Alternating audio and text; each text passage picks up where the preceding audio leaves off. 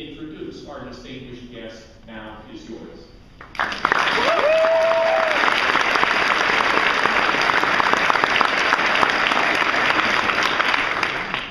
Good morning, everyone. Thank you so much, Chancellor Dornberg, and thank you so much for all of you who are here today. I am aware that I am now the only person standing between you and our very special guest, but I promise you I'm as excited to hear him speak as you are. But first, I want to remind everyone here today, mainly you fantastic Pitt students, why the Vice President of the United States of America would take the time to visit the University of Pittsburgh. I believe it is because he recognizes that Pitt has seen its fair share of hardships in these past few months. This past March, the governor of Pennsylvania proposed a budget asking for the largest reduction to higher education the state of Pennsylvania has ever seen, and consequently, the largest reduction in state funding to Pitt that this university has ever seen. A reduction in funding to a university that is consistently ranked year after year as one of the best public research institutions in the world. A reduction in funding to a university with a multitude of nationally ranked departments and programs, both for undergraduate and graduate students alike. A reduction in funding to a university who recently admitted its most prestigious class of freshman students in Pitt history, a class consisting largely of Pennsylvania residents who turned down other universities like Brown, Princeton, and Yale because of the phenomenal education they were receiving at Pitt at a Pitt State tuition rate.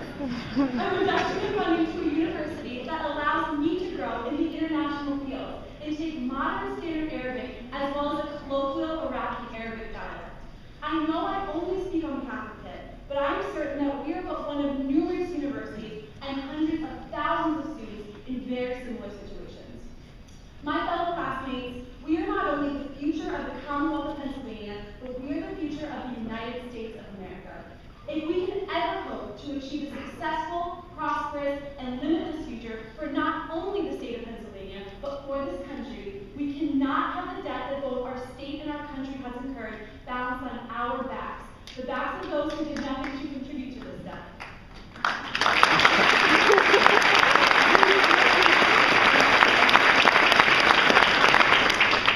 We do not deserve handouts, nor are we asking for them, but we do deserve to have access to higher education without being bogged down in tens of thousands of dollars of debt upon graduation as mere 22-year-olds.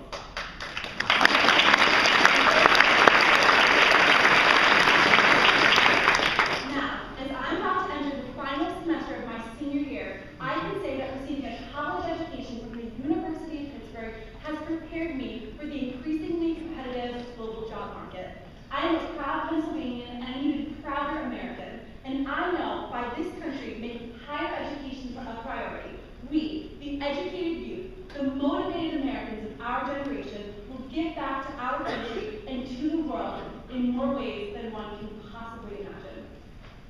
That said, it is my unbelievable honor, pleasure, and privilege to introduce a man who surely knows a thing or two not only about Pennsylvania, but also about the crucial role that young, educated Americans play in this country. Ladies and gentlemen, the Vice President of the United States of America, Joe Biden.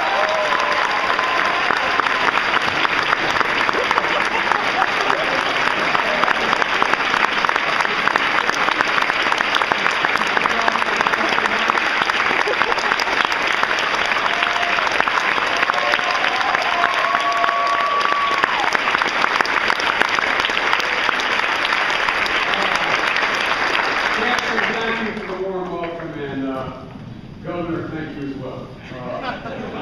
On behalf of the President, Molly, there used to be a song, it wasn't my dad's generation, wasn't even mine, it was called Sweet Molly and Me. I want to take you back to Washington right now. Look, as you said, Chancellor, I'm an alumni hall. I dreamed of being a Pitt alumni. I came out here in 1961 after a football season in my home state and my school was fairly successful, thinking maybe that I could play for Pitt. And he looked at me and said, you need 20 more pounds. Otherwise, I'd have been here. I really came to talk about Pitt and my alma mater, Syracuse, going to the ACC. That's why I'm here.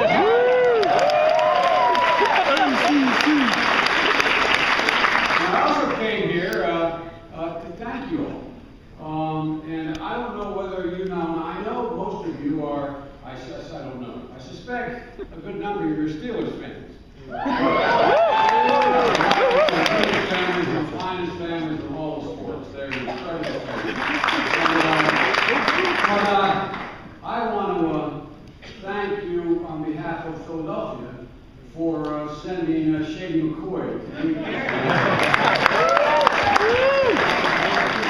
Secondly, I want to thank you for telling Dion he didn't have to complete his last 2 years, giving my alma mater Syracuse a better chance of winning against me.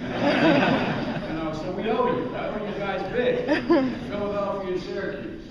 Look, Molly, if you might guess, I agree with everything Molly said about you all being the future. And I came today to talk about jobs.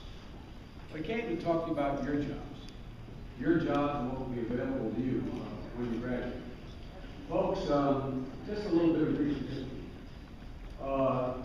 When I had the incredible honor to be sworn in as the 47th Vice President of the United States of America, standing in that mall on January 20th, looking at literally over 1 million people, before I lowered my right hand that day, that month, we had already lost in the first 20 days, 720,000 jobs.